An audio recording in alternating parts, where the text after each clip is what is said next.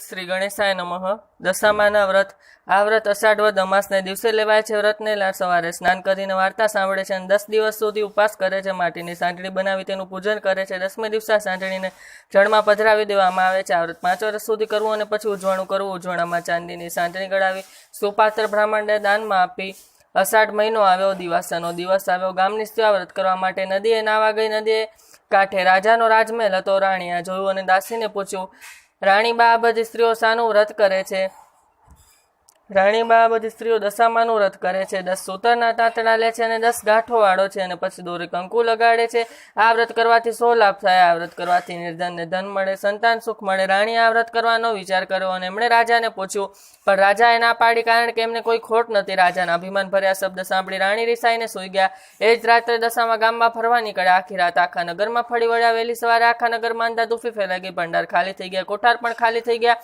રાજાની પ્રજા પણ ચિત્રાલ થઈ ગઈ. રાજા રાણી તો હાથે પગે ચાલી નીકળ્યા. ચાલતા ચાલતા ગામના પાદર આવેલા રાજ બગીચામાં ગયા, પણ એક રાતમાં તો આખો બગીચો સુકાઈને ઝાકરા જેવો બની ગયો હતો. રાજા રાણી ત્યાંથી પણ ચાલી નીકળ્યા. સાથે 2 કુંવરો પણ હતા.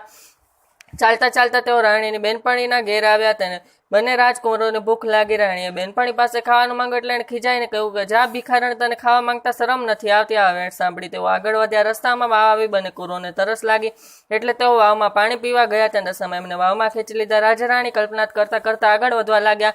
રસ્તામાં રાજાની બેનનું ગામ આવ્યું. ત્યાં તેઓ ગયા. રાજાએ પોતાની બેનને સમાચાર મોકલ્યા એટલે બેનને લાગ્યું કે જરૂર ભાઈ માટે કોઈ દુઃખ પડ્યું હશે. નહીં તરફ હાથી ઘોડા અને રથ વગર તેઓ આવે જ નહીં. આમ બિચારી બેને સુખડી બનાવી. માટલીમાં સુખડી તથા સાવ સોનાનું સાંકડું મૂકી પોતાના ભાઈ માટે મોકલ્યું. ભાઈને માટલું મળ્યું અને એટલું ખોલીને જોયું તો સુખડી કોલસા થઈ ગયા અને સાંકડાનો સાપ થઈ ગયો. આ જોઈ ભાઈને લાગ્યું કે મારી બેન તાવ મોકલે જ નહીં, આ તો જરૂર આપણી દશા ફળી છે. રાજાએ એક ચીબડું લીધું. ચીબડું લઈને તેઓ ચાલતા ચાલતા જતા હતા. ત્યાં એક નગરના સિપાહીઓ આવી ચડ્યા.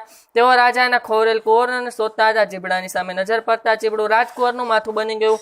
આથી સિપાહીઓને લાગ્યું કે લોકોએ જ રાજાના કુંવરને મારી નાખ્યા છે, એટલે તેમને પકડીને કેદખાનામાં લઈ ગયા અને પૂરી દીધા. એવામાં અષાઢ મહિનો આવ્યો, દિવાસાનો દિવસ આવ્યો એટલે રાણીએ વિચાર્યું કે દશામાનું અપમાન કર્યું છે એટલે આપણે આવી દશા થઈ જાથી. રાણીએ કારાવાસમાં દશામાનું વ્રત કર્યું. નકોડા ઉપાસ કર્યા. 10મે દિવસે માટીની સાંટણીને પૂજા કરીને જળમાં પધરાવ્યા. નગર રાજાને સ્વપ્નમાં દશામાં આવીને કહ્યું, એ રાજા રાણી, વગર વાકે કારાવાસમાં પૂર્યો છે, તું છોડો મૂકજે.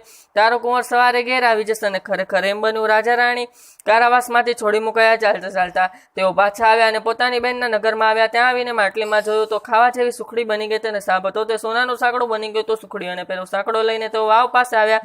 જ્યાં દશામાં એમના બંને કુંવરોને લઈને એમની રાહ જોઈને બેઠા હતા. રાજા રાણી આવ્યા એટલે તેમના કુંવર તેમને સોંપી દીધા અને કહ્યું, હવે તમારી વળતા દશા થઈ છે તો તમે વ્રતનો મહિમા સમજો અને રાજ્ય સંભાળી લો.